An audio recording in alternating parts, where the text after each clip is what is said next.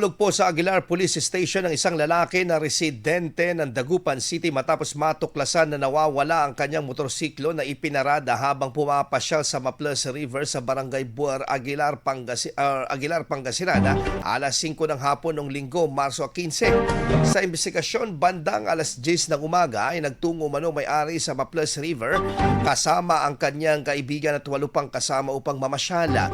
Dumating umano ang may-ari sakay ng kanyang dark red na motorsiklo na walang plaka at ipinarada ito sa ilalim ng puno matapos magbayad ng parking fee sa lugar.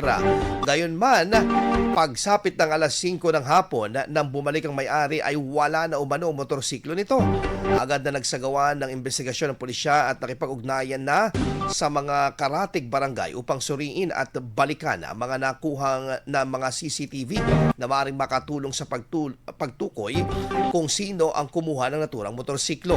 Sa pakikipag-ugnay ng IFM News Dagupan sa Impilan, hindi pa umano natatagpuan ang motorsiklo dahilan ng pagpapatuloy ng investigasyon sa nasabing insidente. IFM News. IFM News.